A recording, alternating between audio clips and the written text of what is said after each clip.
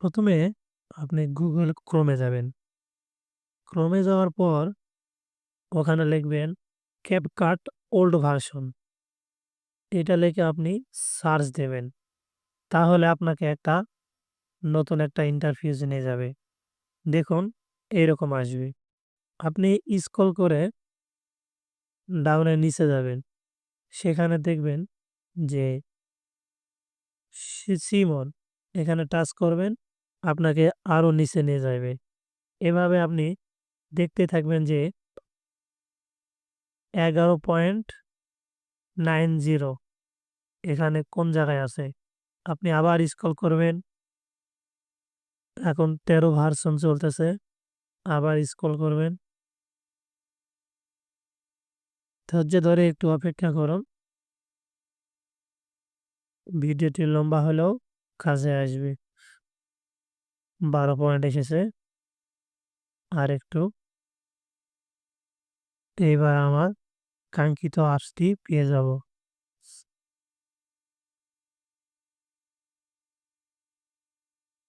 এই যে এখানে লক্ষ্য করুন 11.9.0। আপনি এখানে অনেক কয়টা মাস আছে।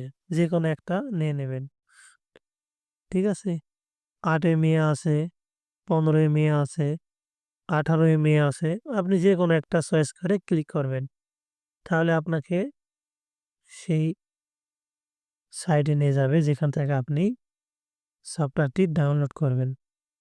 ঠিক আছে? এই যে ইন্টারফেস নতুন এসেছে। আপনি এটাও একটু উপরের দিকে ধাক্কা দিবেন। দেওয়ার পর দেখবেন ডাউনলোড বাটন আসবে একটা। এই যে দেখুন গ্রিন কালারে এখানে আপনি টাচ করে ডাউনলোড করে নেবেন। আর যে সফটওয়্যারটি হবে আমি দেখে দিচ্ছি কিরকম। এই যে আমার ডিসপ্লে লক্ষ্য করুন সম্পূর্ণ ওপেন করা। এখানে ব্যাকগ্রাউন্ড রিমুভ করবেন। কোনো প্রিমিয়ার ভার্সন না।